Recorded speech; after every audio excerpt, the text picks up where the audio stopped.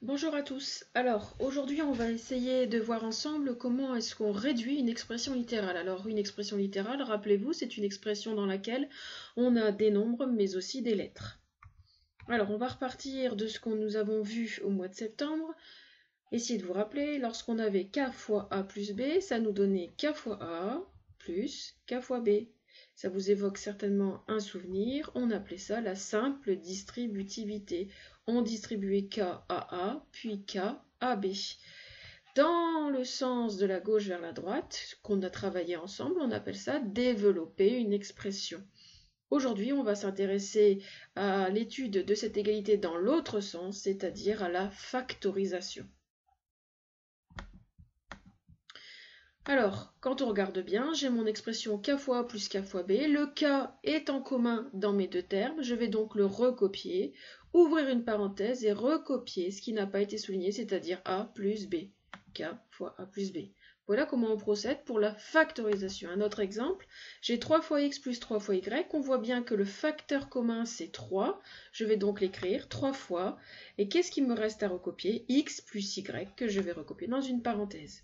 Un dernier exemple, x fois y moins 3 fois y, mon facteur commun c'est y, je vais donc écrire y fois, et puis qu'est-ce qu'il me reste? X moins 3. Ça marche?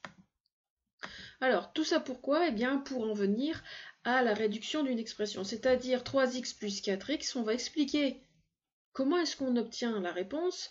Alors, l'explication, il faudra essayer de la comprendre, mais ce qui est surtout essentiel, c'est d'être capable de calculer rapidement 3x plus 4x. Alors, 3x plus 4x, entre le 3 et le x, entre le 4 et le x, on se souvient qu'on a un fois. Je vais donc pouvoir écrire 3 fois x plus 4 fois x. Et je m'aperçois que j'ai un facteur commun qui est x. Je vais donc pouvoir écrire x facteur 2, 3 plus 4. 3 plus 4, je sais le calculer, ça fait 7.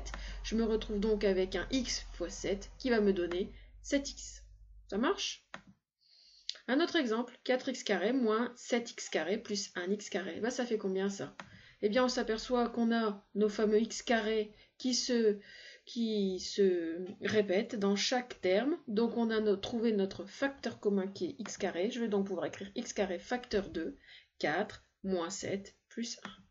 Qu'est-ce que ça me donne ça? 4 moins 7 moins 3. Moins 3 plus 1, ça fait moins 2. Je vais donc pouvoir écrire x carré fois moins 2, qui se note moins 2x carré. Ça va? Alors, quand on regarde bien, 3x plus 4x, ça fait 7x.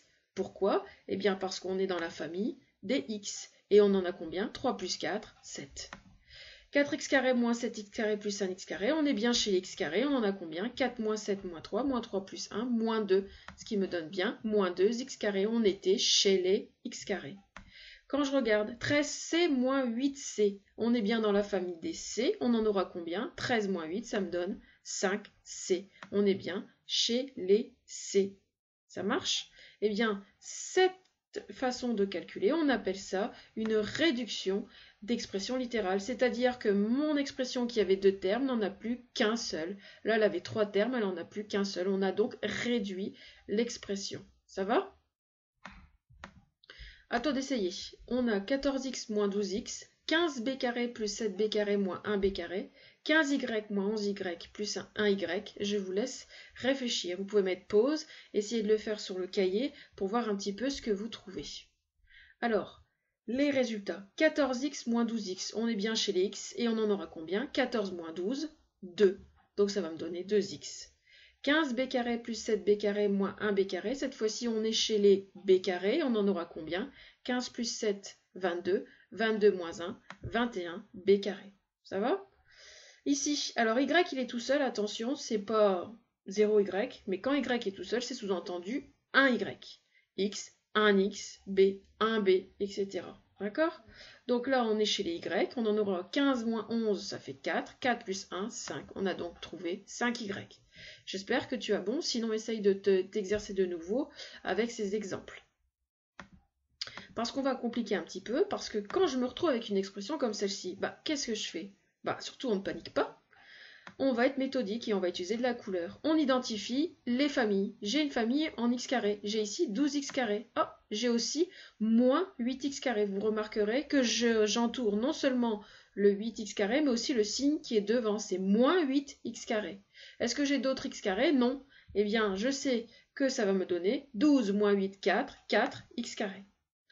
Je continue mon repérage. J'ai repéré la famille des x. J'ai 3x, j'ai aussi plus 7x et j'ai moins 3x.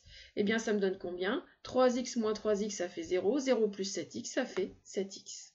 Et enfin, j'ai la famille des nombres. J'ai moins 8 plus 7, ça va me donner moins 1. Ça va? Donc en fait, en étant méthodique, c'est pas compliqué du tout.